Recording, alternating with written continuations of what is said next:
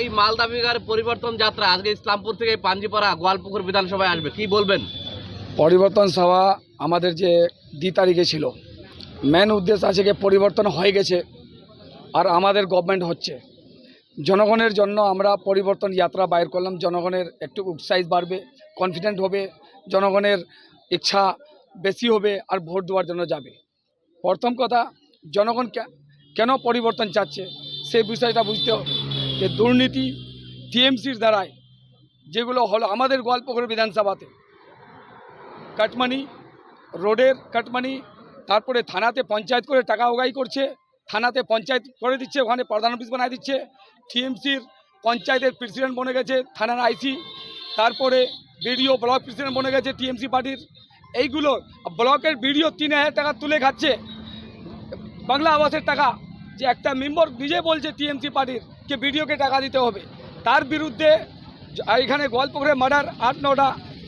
আর তারপরে জমিন চোর, দালালি, জমিন রেকর্ডে দালালি, হাতে দালালি, তারপরে রাশন ডিলার দিচ্ছে, ওখানে টাকা তুলেছে টিএমসি।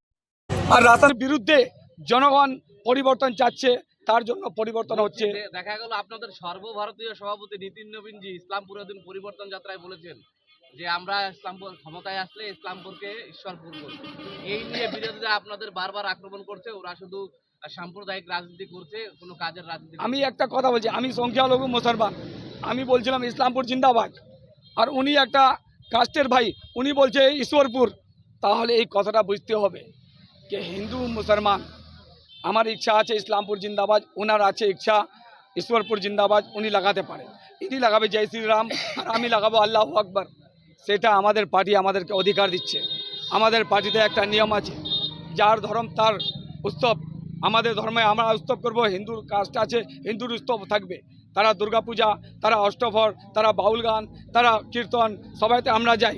তারপরাও ঈদের সময় আসে, কালকে হোলি ছিল, হোলির আমরা সবাই শুভকামনা দিলাম, তাদের বাড়িতে গেলাম হোলির শুভকামনা দেওয়ার জন্য। এইগুলোতে পলিটিক্স করার দরকার নাই। টিএমসি যেভাবে উস্কানি দিচ্ছে, উস্কানিটা জনগণ বুঝে গেছে, এইগুলো উস্কানিতে।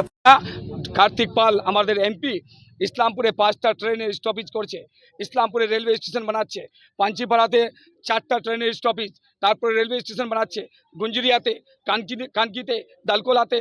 তারপরে আপনারা জানেন যে কার্তিক পাল আমাদের সংখ্যালঘুর আর হিন্দু ভাইয়ের গরিবের বাড়িতে হাইমাস লাইট স্ট্রিট লাগাই দিচ্ছে। এগুলো ডেভেলপমেন্ট দেখা যাচ্ছে না তাদের ডেভেলপমেন্টের কথা। এর আগে তো ছিল সালিম সাহেব, কি করে দিচ্ছে। এখন আমরা বিজেপির আমাদের এমপি পাচ্ছি, তার এমপির হাত ধরে এই পাঞ্চিপাড়া একটা পঞ্চায়েত, তার ভিতরে একটা মডেল বানিয়ে দিল উনি।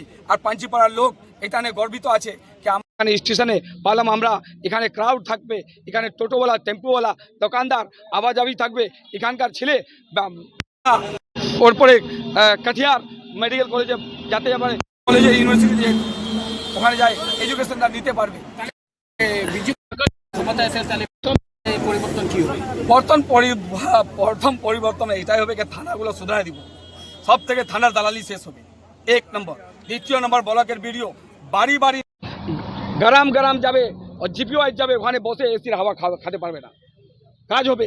তারপরে এই বিএলওর অফিসে যে দালালি চলে, সেই দালালিটা শেষ হবে। তারপরে এই যে জমিন রেজিস্ট্রি 1060 টাকা নিচ্ছে, 90 টাকা, 95 টাকা, এই দালালিটা খতম হবে। বিজেপি পরিবর্তনে হবে, বিজেপির সরকার হয়ে গেছে, এই সব দালালগুলো লাইনে আসে যাবে। এটার আমি দায়িত্ব হয়ে বলছি, আমাদের গভর্নমেন্ট আছে, আমরা চাচ্ছি যে আমাদের গল্প পরিবর্তন। তার জন্য আমরা জনগণের আগে অপেক্ষা করছি, আমরা এই চিজটা বুঝুক জনগণ। বলছি স্যার, এমআইসি গোলাম রব্বানির নাম বিচার স্টেশনে এসেছে, সেই বিষয়ে ওনারা বলছেন যে এটা নির্বাচন কমিশনের একটা চক্রান্ত, তাকে ভোটে চক্রান্ত থাকতো। নির্বাচন মরহুম ইমাজ 5 ভাই, আমরা 3 জনের ঠিক আছে, 2 জনের স্পেলিং খারাপ আছে, তার জন্য হচ্ছে। এটা নিয়ে চিন্তা ভাবনা করার দরকার নাই। ওনাকে বলে দেন যে ইমাজ সাহেবের 5 জন বেটা, 3টার নাম ঠিক আছে, 2টার নাম খারাপ আছে, তার জন্য স্পেলিং মিস্টেক, তার জন্য লজিক্যাল ডিসক্রিপশনে মিস্টেক, তারপরে আধার কার্ডে এজ, ভোটার কার্ডে এজ, ওর পরে প্যান কার্ডের এজ, ওর পরে রাশন কার্ডে এজ, 4টা ডকুমেন্টস আছে, 4 জায়গায় ডিফারেন্স আছে এজের, নামের, বাড়ির নাম, সবগুলো নাম কে খারাপ করছে? মন্ত্রী বলতে পারবে, এনার সরকার এনার সরকারে এগুলো কাগজ কিভাবে খারাপ হলো? আর ইনাকে বলেন যে 2017-তে মোদিজি বলছিল যে জন্মপত্রী অনলাইন হবে, কেন অনলাইন করেনি উনি? স্যার উত্তর নেবেন ওনার কাছ থেকে, মন্ত্রীর কাছ থেকে।